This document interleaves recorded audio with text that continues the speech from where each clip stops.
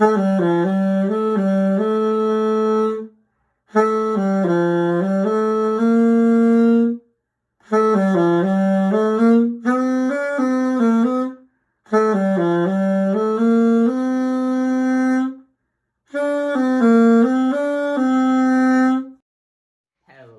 my friend, and welcome to the table. I'm your host, Dean Wolf, and today we are going to be diving right back on into Streets of New Capenna with a brand new deck, Brokers. Now, what is Brokers? Well, in my last video, I covered Obscura, which is a control deck, kind of, with a lot of a card advantage theme added on.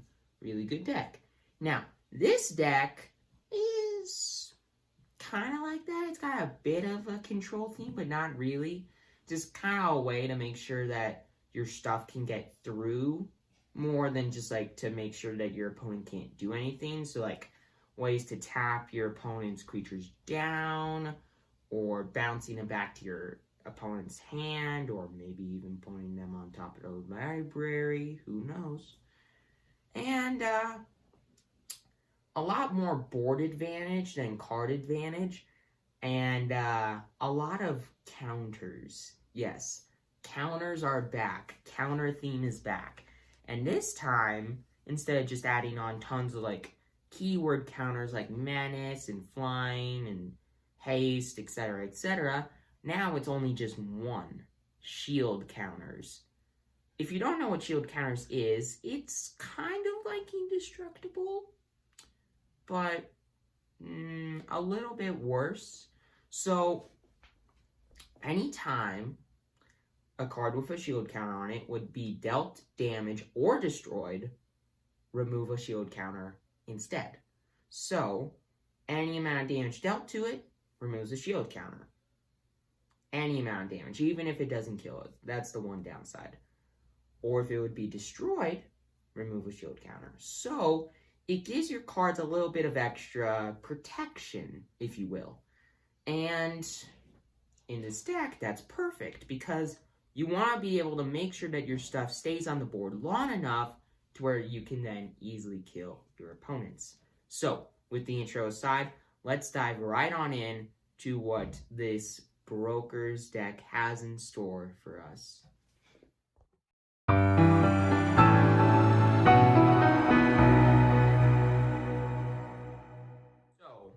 We're going to be talking about two things, and at times they kind of intertwine with each other, but we are first going to be talking about the ways that this deck kind of messes with your opponent's game plan and making sure that they can't do exactly what they want to.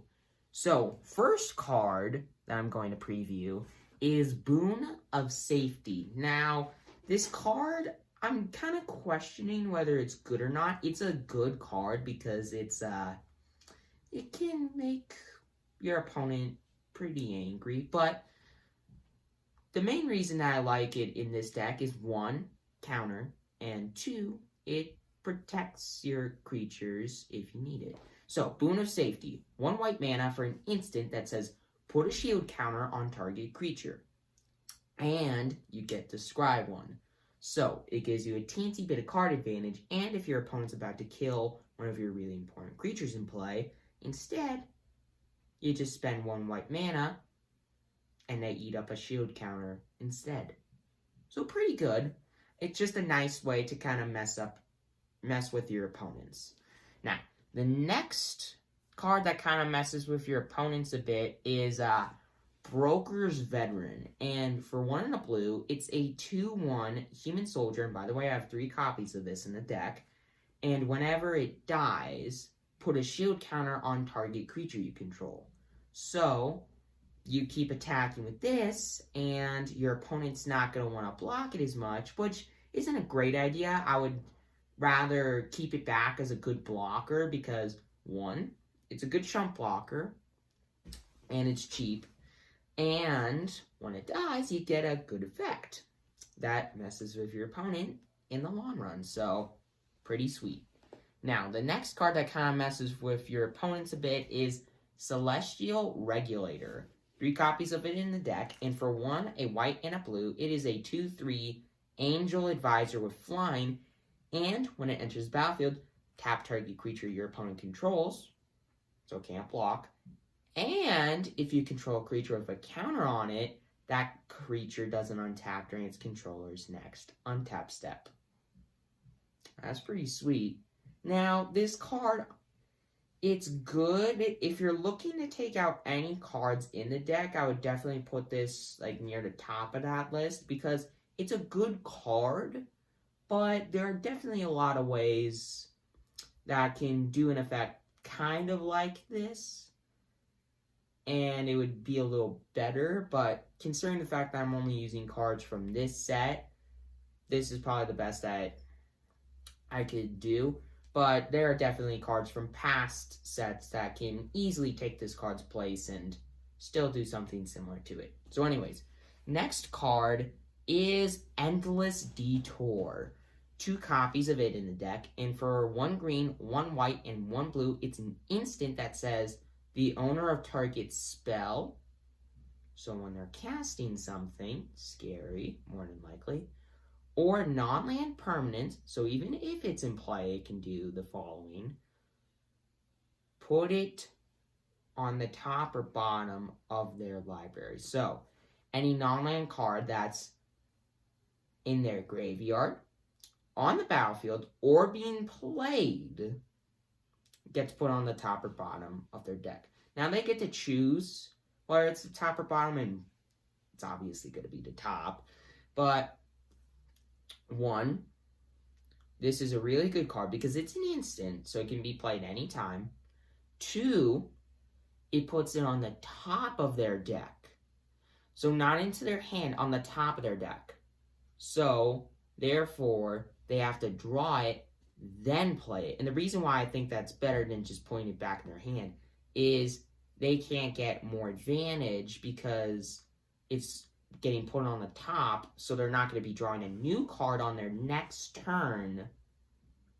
So they're just forced to draw a card that they're going to want to replay, but they're not going to have an additional like scary card in their hand.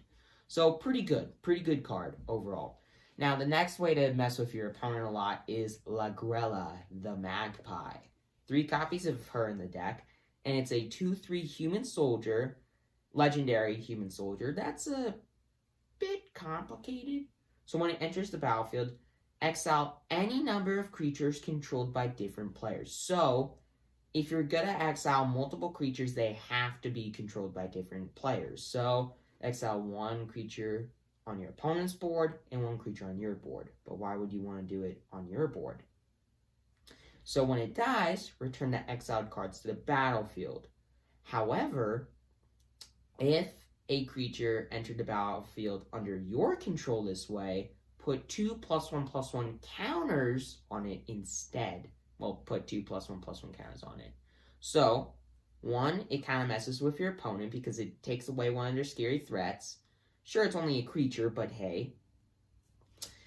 And sure, it can come back, but if you were to exile one of your own creatures and it comes back when Lagrella dies, 1, it gets bigger and it has counters on it, which fits perfectly with this deck strategy. So, pretty good. Now, the next way to mess with your opponent is, well, the last way to mess with your opponents is as far as educators. I highly doubt that I'm saying that right, but whatever. 3 copies of it in the deck, and for 2, a green, a white, and a blue, it is a 4/4 cat citizen that when it enters the battlefield, target creature your opponent controls can't attack or block until your next turn. That's pretty good. And it's also got a bit of mana fixing built into it as well. So you can pay 2 to exile it from your hand, and target land can tap for either a green, a white, or a blue until this card is cast from exile, and for as long as you exiled it from your hand, you can cast it from exile. So, it gives you mana fixing early in the game. And when you need it, you can cast it from exile to then make one of your opponents kind of make some difficult choices. Let's just put it like that. So, pretty good. Messes with your opponents, gives you mana fixing. It's a 4/4. So, yeah, pretty solid card. Now, to move on to the rest of the cards in the deck, just the stuff that, like, gives counters or focuses on making your board state better. So, the first card that I want to talk to you all about is Backup Agent. And this card, it's good, but not fantastic, but it does serve its purpose. So, 1 white for a 1/1 human citizen that when it enters the battlefield, put a +1/+1 counter on target creature you control. So, 1, it's a good chump blocker, and 2, it puts a counter on something, so it enables the main theme of the deck. So, it's a good card, but it's definitely not the best card. When I talk about, like, the modifications that you can put in the deck from other sets, I would definitely recommend, like, thinking about taking this card out and putting in a different card in its place, but it does serve its purpose. It's a good card. So the next card, and you may remember this from the Obscura deck, Security Bypass. 3 copies of it in the deck, and for 1 and a blue, it's an enchantment aura that enchants a creature. And for as long as the enchanted creature is attacking alone, it can't be blocked. And whenever the enchanted creature deals combat damage to a player, it connives. So the main reason I put this card in the deck is 1, it combos really well with another creature in the deck. And it allows your one of your creatures to be a lot more difficult to block and get counters on it. Because when you connive, you draw a card, discard a card, and if you discard a non-land card this way, put a +1/+1 counter on another creature. On the enchanted creature. So, what you can do is you can get card advantage. You can make one of your threats a lot harder to block. And you put counters on it. Well, you can put counters on it. So, overall, really good card in this deck. And, in my opinion, I think it's an underestimated card. Now, this next card is a bit of a handful. It's kind of hard to deal with if you're your opponent. So, 3 copies of it. Broker's Ascendancy. 1 green, 1 white, 1 blue for an enchantment that says, at the beginning of your end step, put a +1/+1 counter on each creature you control, and a loyalty counter on each planeswalker you control. So right now, tons of planeswalkers are in standard, so this is a way to give them extra loyalty at the end of your turn, which is great. And it puts a +1/+1 counter on each creature you control. So, enables tons of synergies in the deck. And I'd say this card combos really well with a card I'll talk about here in a bit. But anyways, going back to Security Bypass, this card combos fantastically with it. Disciplined Duelist. 1 green, 1 white, 1 blue for a 2/1 double strike that enters the battlefield with a shield counter on it, and I have 3 copies of it in the deck. So, it's hard to kill, because it's got a shield counter on it. It's got double strike. It's cheap-ish. And you can put Security Bypass on it, give it tons of counters, make it deal more damage to your opponent, and just attack with it alone, so it can't be blocked, and discard non-land cards to make it bigger, so you can kill your opponent just like that. So, pretty sweet, if I do say so myself. And even if you can't put Security Bypass on it, you still have to worry about it, because even without Security Bypass, cards like Broker's Ascendancy can keep putting counters on this, so it gets bigger, and once you think it's big enough, you can start attacking with it. So, and the thing that makes this card really good is it's got a shield counter on it. So, when you attack with it, and it's got double strike, if it's big enough, you can deal damage to your opponent's creature and kill it before it can deal damage to your creature. So it's still got the shield counter on it. So there's that too. Now, this card is in the deck to help cards like Disciplined Duelist get a little bit better. So 4 copies of it in the deck. Windshield Agent. 2 and a blue for a 2/3 human soldier that enters the battlefield with a shield counter on it.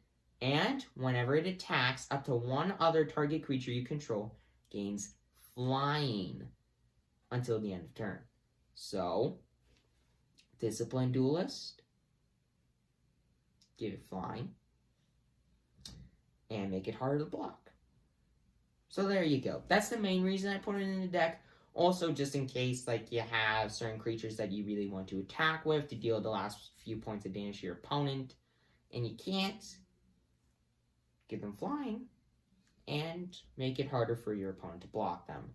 Now, the card that combos really well with Broker's Ascendancy is a card you may remember from my Crack-a-Pack video. And by the way, if you haven't watched it, go watch it, because it's a pretty sweet video in my opinion, and pulled a really sweet card at the very end. But anyways, so here is that card. Falco Spara, the Pact Weaver. Yes, I made room for it.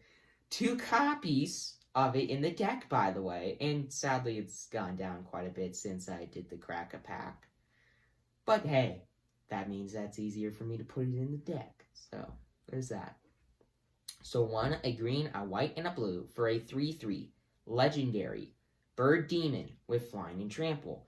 It enters the battlefield with a shield counter on it, and you can look at the top card of your library anytime, and you may cast spells from the top of your library by removing a counter from a creature, in addition to paying its other costs. So you still have to pay to play the card, but you can remove a counter in order to play cards off the top of your deck. So, Broker's Ascendancy, putting a 1/1 counter on each of your creatures at the end of turn. Combos with Falco, and you get to just play tons of cards off the top of your deck by just removing counters that get replenished at the end of turn. I don't know, that's pretty good. Even if you don't play cards off the top of your deck, you still get to look at the top card of your deck anytime. So, still gives you card advantage even if you can't use it to its full potential. Plus, it's a 3/3 flyer with trample that has a shield counter on it. So there's that too. Now, next card. More card advantage. Metropolis Angel. 3 copies of it in the deck. 2, a white and a blue for a 3/1. Angel Soldier with flying. And it's not a legendary creature, by the way, so you can have multiple of these cards out at once. Whenever you attack with 1 or more creatures with counters on them, draw a card. So, shucks, you're only going to be able to draw 1 card a turn. That's still card advantage, which is good. But if you have multiple of these out there at once, you can draw maybe 2 cards anytime you attack. Maybe even 3. That's pretty good. Now, moving on to the mana base. I have 3 forests in the deck, 5 islands in the deck, and 5 plains in the deck. And then, of course, the the non-basic lands. Skybridge Towers, 2 copies of it. Enters the battlefield taps for a white or a blue. And in the late game, if you need it, you can pay 2 and a white and a blue to tap it and sacrifice it to draw a card.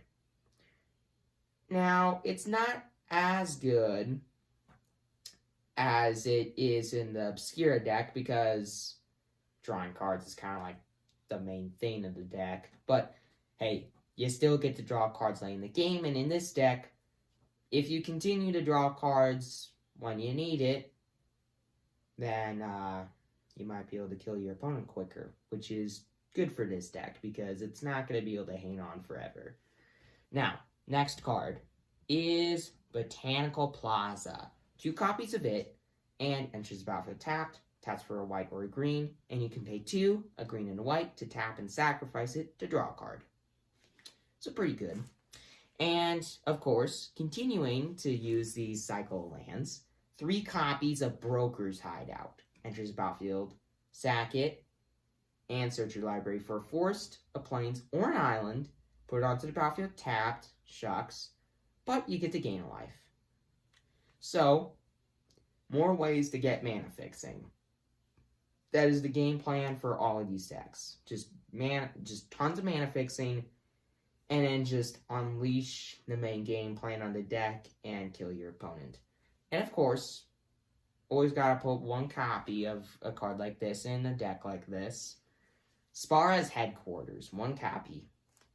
A Forest Plains Island, enters the battlefield tapped, but it can tap for a white, a green, or a blue. So try them. And you can pay 3 to discard it from your hand and draw a card.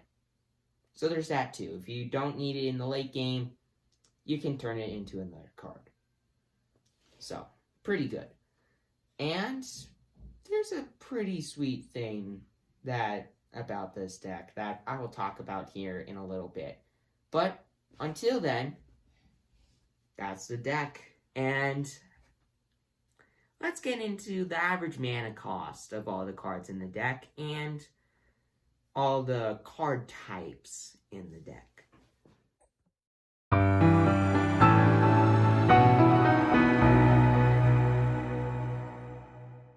So, this deck has quite a few creatures in the deck.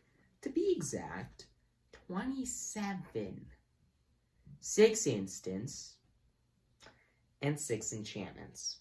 So, lots of creatures and a couple of ways to get a little bit of extra advantage through just the instants and enchantments. And you remember what those cards are. But anyways, so pretty good deck overall because a lot of creatures, fits perfectly with the strategy of this deck, just tons of counters and tons of board advantage. But anyways, and the average mana cost of each card in the deck isn't that high. 2.85. Now, that's still higher than a lot of decks I've previewed in the past, but hey, it's not an average mana cost of 3, so there's that. And yeah, pretty solid deck overall, got a great curve, and let's move on to the price of this deck.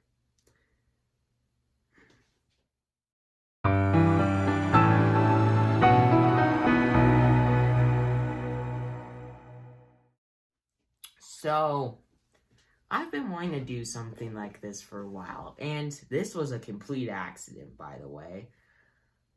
The cost of this deck is $15.53. It's not $15, but it's not that much over $15. Now,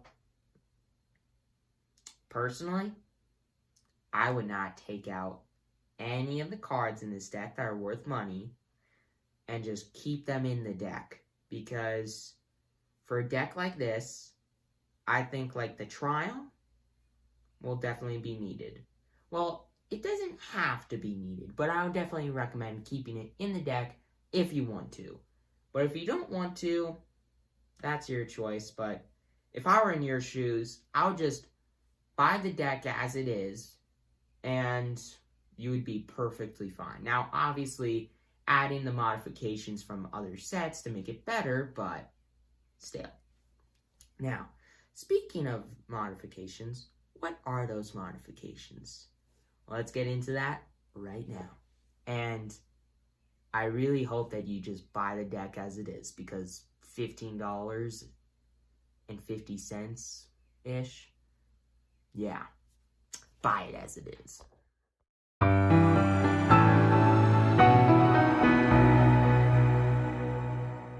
So, the modifications for this deck, there aren't that many. Felidar Retreat, I would say, is definitely one of the cards that you would want to put in this deck.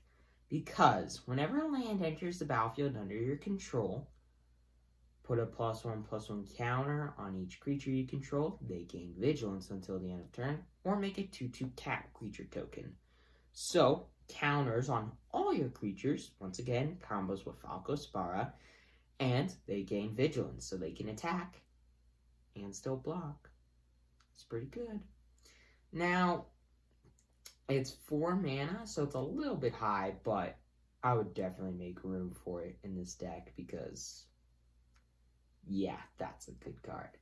And I would also recommend putting in Snakeskin Veil because you can pay 1 green to give target creature hexproof and put a +1/+1 counter on it. So, counter, there's that.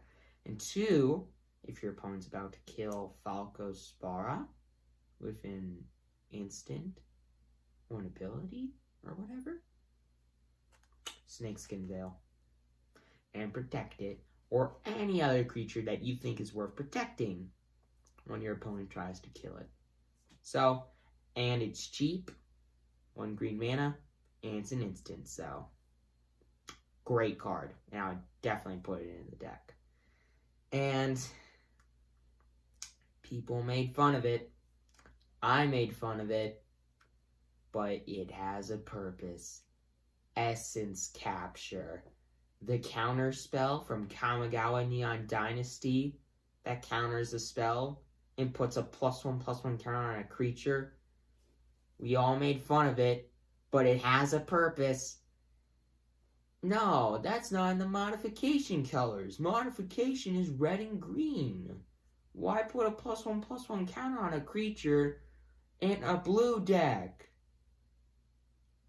Wizards of the Coast thought about the future. This is a counter spell that works perfect with this deck.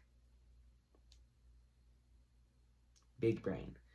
And 2 blue mana, instant, counter spell, put a 1/1 counter on a creature. Simple as that. Protection. Instant. Counter. Awesome. So, pretty sweet. And those are all the modifications for this deck. Not that many, but this deck doesn't entirely need a ton of modifications. Just ways to get extra counters on stuff and a little extra protection. So, there you go. And I guess you could also put in Fading Hope if you want to, but nah, I wouldn't. But yeah, overall, not really many modifications needed, and let's move on to the summary.